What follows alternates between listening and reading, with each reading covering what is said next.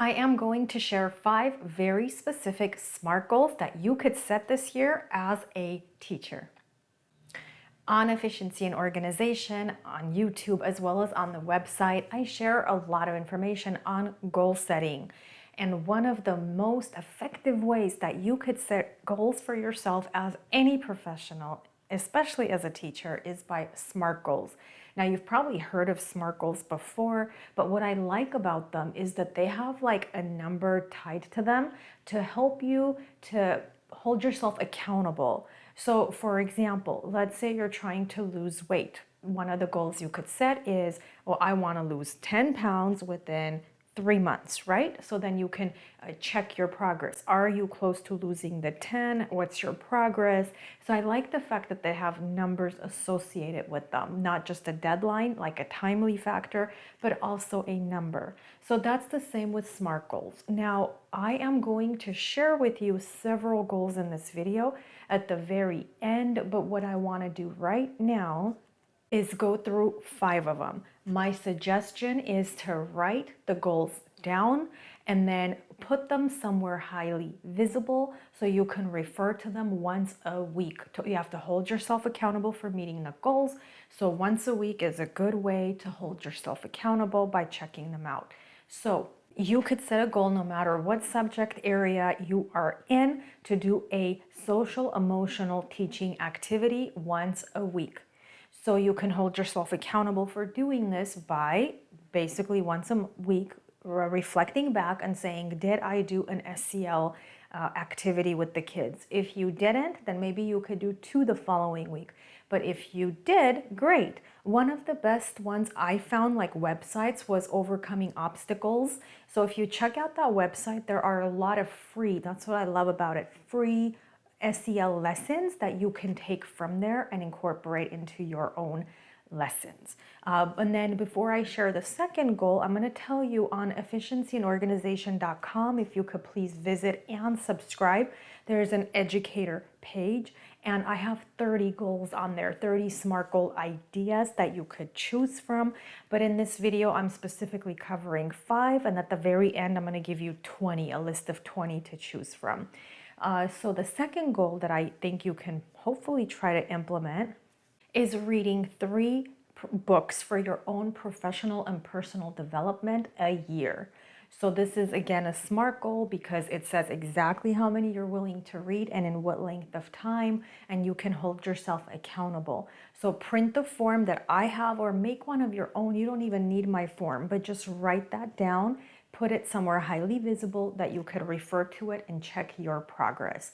But developing as a professional is very important. You can go to PDs that your district sends you, or you can get books and materials that you want to learn more about and be more in charge of your own PD. You could set a goal that every time you are teaching a new lesson, you are going to make a connection to the real world. So it's not every day that we teach a new lesson. For example, I was a classroom math teacher. So there were times when, let's say, I would show the students how to do system of equations, or I would teach them how to do finding asymptotes. So I would teach the content and then have them practice until like the next day, for example. So whenever I did do the introduction of the lesson, I would connect it to the real world. That way I am trying to make it relevant. So you could set a goal like that. And this is easy to reflect on. So what you could do is once a week, that's how you're doing it, right? You're holding yourself accountable. Once a week, you could look at what you wrote, your goal was, reflect upon it and say, did I do this? Did I introduce a new lesson? If so, how many new lessons? And did I say how it was tied to the real world? Another SMART goal can be possibly that you're going to give a test review prior to the actual test. And the review could be very similar to what the kids might see on the test. So let's say you're a science teacher. If you know the test is going to have 10 questions, maybe you can come up with 15 on the review. But make it so if the kids learn the review well, they will do very, very well on the actual exam. You don't want it to be different because that's not fair to them. So that could be one of your goals, that prior to every summative assessment, you're going to give a very good review that the kids can do in class, not at home, because they don't always have the means at home to go and study. That's just the world we live in. So that you're going to do it in class and you're going to go over it with the kids so that way they are familiar with how to respond, how you expect the answers to somewhat be on the test, so that they have a very big chance of doing well. Maybe one of your goals for this year can be that you're going to show up to 2 events or 1 event this year that supports the students outside of your classroom. So let's say you were in middle school or high school or even elementary school. If the kids have performances, you're saying, yes, I'm going to commit to going to 2 of those such events because I want to support the kids outside of my classroom. This is really easy to do at the high school level when there's sports, because when there's performances, theatrical performances. At the elementary level, not so much. It's usually that they have soccer games and baseball games outside of school. But you could still say, okay, I'm going to go show up for 5 minutes and say, hi, Jesse, I see you at the park, and then leave.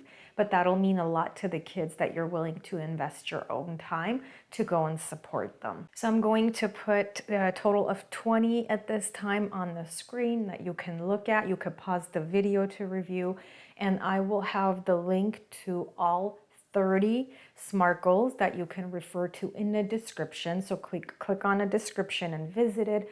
Just be sure to look at the educators page on efficiency and organization and subscribe there.